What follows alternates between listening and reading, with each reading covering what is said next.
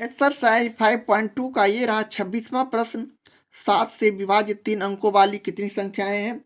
इसे हम एपी में इस तरह लिख सकते हैं, इसलिए एपी बराबर माने 100 से 1000 के बीच में 7 से कटने वाले सारे संख्याओं को यहाँ लिख देंगे, यानी 105, 112, 119, 126 और भी बहुत सी संख्या जा सकता है। और हमारा अंतिम 1000 से पहले वाली संख्या 994। इस तरह का हमें अरिथमेटिक प्रोग्रेशन मिल रहा है उपरोक्त प्रश्न के आधार पर। अब हम यहाँ से ए डी निकाल सकते हैं, इसलिए ए बराबर हमारा 105 जो T1 हो गया, पहला पद जो ए हो गया, डी का मान उसी तरह हम निकाल सकते हैं T2 में से T1 को घटाकर, वैसे भी 7 हमारा होगा इसके आंसर, इसलिए कि 112 माइनस 105 घटाए तो 7, इसलिए कि 7 से विभाज्य है 3 अंकों वाली संख्या, तो 7 हो गया। और Tn बराबर हमारे पास प्रश्न में 994 है, तो हम n का मान निकालेंगे। इस तरह अब हम सूत्र का प्रयोग करते हैं, चूंकि Tn बराबर हमारे पास सूत्र है a plus n minus 1 into D. Tn का मान यहाँ उसी तरह रखेंगे 994 बराबर a का मान यहाँ 105, n का मान हमें नहीं मालूम है, इसे इस तरह लिख देंगे, और d का मान यहाँ 7 रखकर इसे स्टेप बाय स्टेप हल करते जाएंगे। यानी 994 लिखा और 105 को हम लेफ्ट हैंड साइड की तरफ ला रहे हैं राइट हैंड साइड की तरफ से, तो हमारा यहाँ प्लस है तो यहाँ माइनस 105 हो जाएंगे। बराबर का चिन्ह देते हुए हम यहाँ 7 को n से गुना किए 7n, माइनस 1 को 7 से गुना किए -7। इस तरह का हमारे पास इक्वेशन बन रहा है। अब हम 994 में 105 को घटाते हैं तो 889, -7 को हम लेफ्ट हैंड साइड की तरफ ला रहे हैं तो माइनस का +7 हो जाएंगे और यहाँ 7n बच जाएंगे। इस तरह हम यहाँ से n का मान निकाल सकते हैं, इसलिए n बराबर 889 में 7 से जोड़े तो 800 कितना हो जाएगा, 896, 9 7 16 के 6 80 ले 8 1 9 96, 896 और 7 यहाँ गुना में है तो इसे भाग कर देंगे। अब इसे काटेंगे एक मत में, 19 7 दूनी 14, 14 और 5 96, 8 7 56, यानी यहाँ हम 8 लिखेंगे, यानी 128 हमारा जो आया इस प्रश्न का आंसर हो गया। और यही हमारे प्रश्न का सॉल्यूशन है। इस तरह हम प्रश्न 26 का सॉल्यूशन करते हैं। एक्सरसाइज 5.2 का ये रहा 27वां प्रश्न। किसी एपी का nवां पद Tn है, तब दर्शाएं कि Tm plus 2 2n plus m बराबर 2 Tm प्लस n। यहाँ हमें लेफ्ट हैंड साइड वाले संख्या से राइट हैंड साइड संख्या वाले को प्रूव करना है, साबित करना है। तो हम अपने सॉल्यूशन में लेफ्ट हैंड साइड लिखा, अगर हम इस संख्या को लिखकर इतना ले आते हैं तो हमारा राइट हैंड साइड आ जाता है, तो हम इसे साबित कर सकते हैं। यानी Tm लेफ्ट हैंड साइड में Tm plus T2n plus m दिया हुआ है प्रश्न में। अब हम इसे आगे हल करते हैं तो ये Tn के रूप में हम इसे लिख सकते हैं, यानी a प्लस n के जगह यहाँ m है तो m-1 इंटू डी। इसी तरह इसे भी लिख सकते हैं a प्लस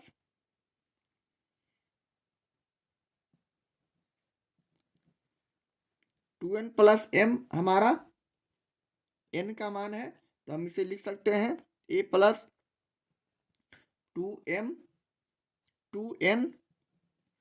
प्लस m और -1 और इंटू डी। इस तरह हम लिखे और इसे आगे हल करते हैं तो हम इसे इस तरह भी लिख सकते हैं a प्लस m में d से गुना किए एम डी, -1 को d से गुना किए तो -d प्लस a और प्लस इसी तरह 2m को d से गुना किए 2md प्लस m को d से गुना किए md, -1 को d से गुना किए तो -d हो गए। इस तरह अब हम सजातीय को सजातीय के पास ला रहे हैं, यानी ए प्लस एम डी को प्लस 2md के पास ला रहे हैं।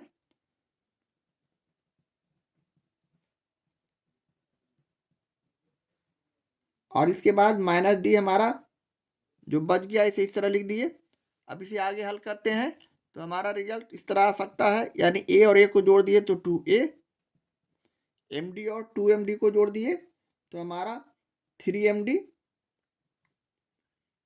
या फिर इसे इसी तरह रहने देते हैं, इसलिए कैलकुलेशन हमारा उसी तरह आएंगे। यहाँ हमने 2 छोड़ दिया है, 2 हमने यहाँ छोड़ दिया है, 2 यहाँ लिखना भूल गए हैं तो इसे हम इसे सुधार देते हैं, यानी हम यहाँ a प्लस 2n इसे हम सुधारते हैं। यहाँ प्रश्न में हमें n दिया हुआ है तो हमने यहाँ m लिख दिया है, यहाँ n होगा, यहाँ भी n होगा, 2nd हो जाएगा। अब हमारे पास रिजल्ट इस तरह का आ रहा है, यानी a प्लस a md और माइनस डी, यहाँ 2 माइनस डी हो जाएंगे। यहाँ हम 2nd लिखेंगे। अब हम यहाँ 2a प्लस 2md,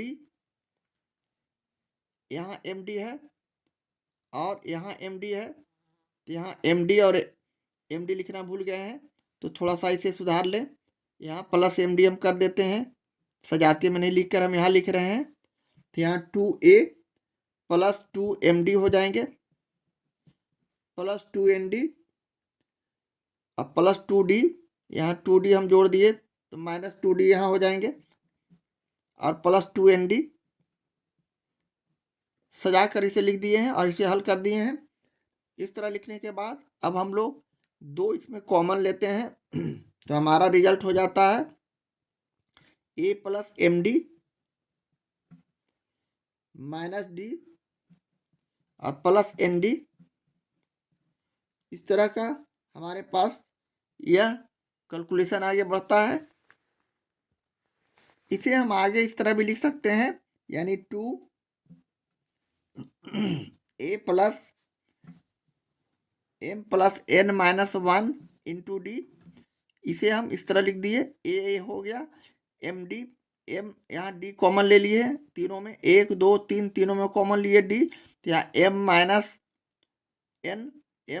n ये वाला m प्लस n और माइनस 1 इस तरह का हो गया। और इसे हम इस तरह लिख सकते हैं 2tm प्लस n, जो कि हमारा राइट हैंड साइड है और यही हमें लाना था। इस तरह हम इसे दिखा दिए प्रूफ और यही हमारा साबित हो चुका है। इस तरह हम प्रश्न 27 का सॉल्यूशन करते हैं। एक्सरसाइज 5.2 का ये रहा प्रश्न 28। यदि 5a plus 2 4a minus 1 a plus 2 AP में है तो a का मान ज्ञात करना है। यहाँ हमें प्रश्न में क्या क्या दिया हुआ है, यहाँ 3 राशि दिया हुआ है। 3 राशि के लिए हम लोग यहाँ लिखेंगे t1 बराबर 5a प्लस 2, जबकि t2 बराबर प्रश्न में है 4a माइनस 1, जबकि t3 भी दिया हुआ है प्रश्न में a प्लस 2, तो हमें a का मान निकालना है। अब हम according to properties of AP के अनुसार हम लोग जानते हैं कि दूसरा पद यानी t3 minus t1 equal to t3 minus t2, ये हमारे पास फॉर्मूला है जो कि अगले चैप्टर में हम लोग अगले एक्सरसाइज में इसे पढ़ेंगे। यहाँ एडवांस में हमारे प्रश्न में आ चुका है तो इसे हम इसी तरह बनाएंगे। यहाँ पहला पद, तीसरा पद और दूसरा पद दिया हुआ है प्रश्न में, तो हम यहाँ t3 यानी a प्लस 2 लिखेंगे। तो यहाँ a प्लस 4a प्लस 2 है, सॉरी यहाँ 4 है, 4a प्लस 2, दूसरा पद 4a माइनस 1, ठीक, a प्लस 2 ठीक है। इस तरह अब हम t3 का मान यहाँ लिखेंगे। t3 का मान यहाँ हो गया t2 माइनस, यहाँ t2 करेंगे, सॉरी गलत लिख रहे हैं, t2 माइनस t1 बराबर t3 माइनस t2। अब हमारा फॉर्मूला सही है। इस तरह हम प्रॉपर्टीज ऑफ AP के अनुसार इसे सूत्र पर रखेंगे और इसे वैल्यू निकालेंगे। यहाँ हम A का मान इसी तरह निकालेंगे। T2 का मान यहाँ 4A-1 है, तो 4A-1 रखे माइनस का चिन्ह देते हुए। T1 का मान यहाँ 5A+2 है, 5A+2 रखे। इसी तरह T3 का मान यहाँ A+2 है, यहाँ A है, A+2 माइनस इसी तरह T3 का मान यहाँ T2 का मान हम यहाँ 4A-1 रखे हैं। अब इसे हम आगे हल करेंगे तो हमारा रिजल्ट इस तरह का हो जाएगा। यानी अब ब्रैकेट हटाएंगे तो ब्रैकेट के बाहर माइनस है, अंदर का चिन्ह चेंज कर देंगे। यानी 4A-1 माइनस 5A-2। इसी तरह राइट हैंड साइड वाले संख्या को A+2 ब्रैकेट हटा रहे हैं, माइनस है ब्रैकेट के बाहर, तो अंदर का चिन्ह सारा चेंज कर देंगे। प्लस 4A है तो माइनस 4A हो जाएंगे, -1 है तो +1 हो जाएंगे। अब हम लोग उसी तरह सजातीय को सजातीय की तरफ सजाते हैं और इसे हल करते हैं। 4A में से -5A चला गया तो -A, -1 और -2 को हम जोड़ देते हैं तो -3। इसी तरह राइट हैंड साइड वाले संख्या को A में -4A को घटाते हैं तो -3A, +2 को +1 से जोड़ दिए तो +3, प्लस प्लस जुड़ गया। इस तरह करने के बाद अब हम लोग सजातीय को सजातीय की तरफ ला रहे हैं और विजातीय को विजातीय की तरफ। चर और अचर संख्या को अलग अलग करते हैं, यानी -A, -3A को हम लेफ्ट हैंड साइड की तरफ ला रहे हैं तो माइनस का +3A हो जाएंगे। इसी तरह +3 बचे और -3 को हम राइट हैंड साइड ले जा रहे हैं तो यहाँ +3 हो जाएंगे -3 का। इस तरह अब हम इसे आगे हल करते हैं तो हमारा ये रिजल्ट -A + 3A में हम घटाते हैं तो 2A प्लस में बचेंगे और 3 और 3 को जोड़ देंगे तो 6। इस तरह यहाँ से हम A का मान निकाल सकते हैं, यानी 6/2, इसलिए कि 2 यहाँ गुना में है, इधर आया राइट हैंड साइड में तो भाग में हो गया और इसे काट दिए तो 3। इस तरह ये 3 जो आया A का मान आया और ये हमारा आंसर हो गया। इस तरह हम प्रश्न 28 का सॉल्यूशन करते हैं। एक्सरसाइज 5.2 का ये रहा 29वां प्रश्न। किसी अनुक्रम का nवां पद 2n+1 है, क्या यह अनुक्रम AP में है? यदि है तो इसका प्रथम पद और सार अंतर ज्ञात करना है। तो यहाँ हमें Tn का मान दिया हुआ है प्रश्न में, चूंकि Tn बराबर 2n+1। अब हम लोग यहाँ n बराबर 1 2 3 टू जहाँ तक संभव वहाँ तक जितना पद हमें निकालना है, जितना हमें मान निकालना है, पहला दूसरा तीसरा चौथा, उतना हम इसे निकाल सकते हैं। यानी अब यहाँ n के जगह 1 रखे, Tn के जगह 1 रखे तो 2 × 1 और +1 हो गया। यानी हम इसे 2 + 1 भी लिख सकते हैं जो कि 3 हो जाएगा जोड़ने पर। इसी तरह T2 भी निकाल सकते हैं, यानी 2 × 2 और +1 यानी 2 दूनी 4 और +1 यानी 5। इसी तरह T3 भी निकाल सकते हैं, 2 × 3, n के जगह हम 1 2 3 रख रहे हैं। अब 3 दूनी 6 हो गया गुना करने पर और +1 हो गया, यानी 6 में 1 जोड़ दिए तो 7। इस तरह हम जितना पद निकालना चाहते हैं उतना निकाल सकते हैं इन्फिनिटिव नंबर तक। अब यहाँ से हम लोग AP इस तरह लिख सकते हैं, AP बराबर 3 5 7। अब हम यहाँ से A का मान निकालेंगे। A बराबर जो हो गया 3 हो गया, पहला पद जो होता है T1, A का मान हो गया। अब D निकालने के लिए हम लोग T2 में से T1 को घटाते हैं, T2 में से T1 को घटा दिए तो हमारा T2 यहाँ 5 है, 5 में से हमने 3 को घटा दिया तो 2 आ गया। इसी तरह पुनः D निकालते हैं अगले स्टेप में, तो T3 में से T2 को घटाते हैं। T3 हमारा यहाँ 7 है, 7 में हमने 5 को घटा दिया, यानी 7 में से 5 गया तो 2।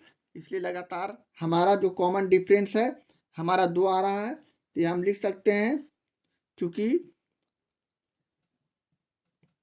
यहाँ सार्वंतर या पदांतर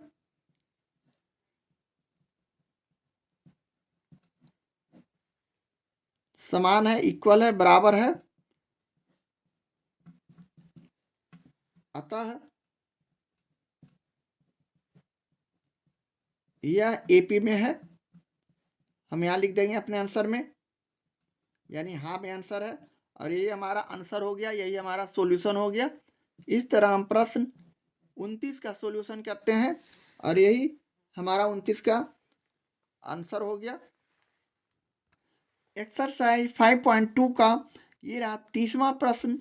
यदि एपी में चौथे एवं 8वें पदों का योग 24 और 6वें और 10वें पदों का योग 44 है, तो एपी के प्रथम 3 पद ज्ञात करना है। तो यहाँ हमें प्रश्न से दिया हुआ अपने सॉल्यूशन में लिखेंगे। प्रश्न से चौथा पद यानी T4 एवं 8वां पद का योग यानी प्लस T8, 8वां पद हो गया, बराबर 24। अब यहाँ से हम इसे इस तरह भी लिख सकते हैं, यानी a plus 3d plus a plus 7d बराबर 24। अब इसे आगे हल करते हैं, तो a और a को जोड़ दिए तो 2a, और प्लस 3d को 7d से जोड़ दिए तो 10d बराबर 24। इसे और आगे हल करते हैं तो 2 कॉमन ले लेते हैं दोनों में, तो a बच गए, और यहाँ बच गए 5d 2 कॉमन लेने के बाद। अब यहाँ 24, अब यहाँ a प्लस 5d लिख सकते हैं, इसलिए a plus 5d is equal to 24/2 यानी 12। इसलिए फाइनली हम इसे a प्लस 5d बराबर 12 लिखेंगे, जो कि समीकरण फर्स्ट मानेंगे। इसी तरह दूसरे कंडीशन में पुनः प्रश्न से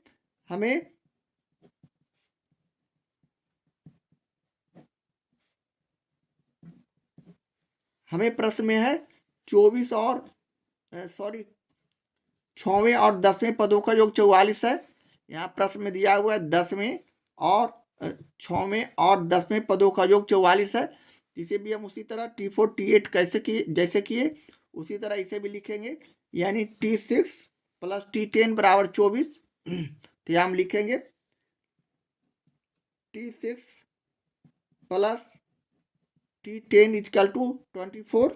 अब हम यहाँ इसे भी उसी तरह हल करेंगे, यानी a प्लस 5d से लिखेंगे, और इसे भी हम उसी तरह a प्लस 9d लिखेंगे बराबर 44। और इसे आगे हल करते हैं उसी तरह, यानी a और a को जोड़ दिए तो 2a प्लस 5 और 9 को जोड़ दिए 9 5 14d बराबर 44। और इसे आगे हल करते हैं, यानी 2 कॉमन लेते हैं, तो यहाँ बच जाएंगे a प्लस 7d बराबर 44। इसी तरह पुनः हम इसको अगले स्टेप में a प्लस 7d लिखेंगे और बराबर 44/2 करेंगे, इसलिए कि यहाँ गुना में इधर आया राइट हैंड साइड तो भाग हो जाएंगे, यानी 22 दूनी 44। इसे फाइनली हम इस तरह भी लिख सकते हैं a plus 7d is equal to 22, और इसे समीकरण सेकेंड मान लेंगे। अब हम समीकरण फर्स्ट और सेकंड को हल करेंगे a और d का मान मालूम करने के लिए। तो लिखेंगे समीकरण फर्स्ट और सेकंड से। हमने समीकरण फर्स्ट को लिखा a plus 5d is equal to 12। इसी तरह समीकरण सेकंड को लिखा a plus 7d is equal to 22। अब इसे हम हल करेंगे, यानी चिन्ह का परिवर्तन करेंगे, यहाँ माइनस और यहाँ माइनस, चिन्ह का परिवर्तन किए। अब a और a कट गया, ये -7 यहाँ चला गया तो 2 -7 हो जाएंगे, -7 पे से 5 गया तो -2d हमारा d का मान होगा। अब -22 यहाँ चला गया तो 22 में से 12 को घटा देंगे तो 10 -10, इसलिए यहाँ से अब हम लोग d का मान निकाल सकते हैं। इसलिए d is equal to -10/-2, minus minus cut गया, 2 से इसे काट लिए तो 5। इस तरह d का मान हमें 5 आ चुका है। अब हम समीकरण फर्स्ट में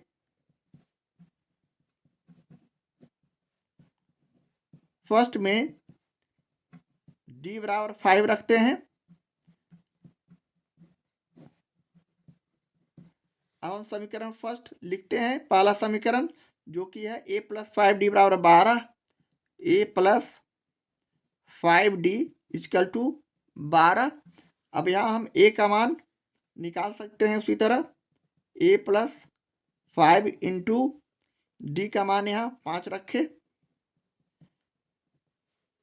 पुनः इसे आगे हल करेंगे तो a प्लस 25 5 25 बराबर 12, इसलिए a का मान यहाँ हम लिखेंगे 12 माइनस 25। अब इसे हम घटा देंगे तो 5 में से 2 गया तो 3 और 2 में से 1 गया तो 1 माइनस 13, हमारा जो आया a का मान आया। अब हम लोग AP के 3 पद यहाँ से लिख सकते हैं। AP के 3 पद इक्वल टू T1 T2 और T3। यहाँ T1 का मान लिखने के लिए हम लोग a लिखेंगे सिर्फ, और T2 का मान ज्ञात करने के लिए a प्लस डी लिखेंगे। T3 का मान ज्ञात करने के लिए a प्लस 2d लिखेंगे, जैसा कि हम लोग पहले बनाते आ रहे हैं। अब इसे हम आगे हल करते हैं। a का मान यहाँ हो गया -13, जबकि T2 का मान a प्लस डी, यानी a का मान यहाँ -13 रखेंगे और प्लस डी का मान हमने 5 निकाला है। इसी तरह यहाँ भी -13 रखेंगे a का मान, प्लस 2 गुने 5 करेंगे d का मान रखकर। इसे अगले स्टेप में हम इस तरह भी लिख सकते हैं, -13 में 5 गया तो हम यहाँ -8 कर देंगे। इसी तरह 5 दूनी 10 हो गया, -13 में 10 गया तो -3 हो जाएंगे। और यही हमारा आंसर हो गया, यही हमारा प्रश्न 30 का सॉल्यूशन हो गया।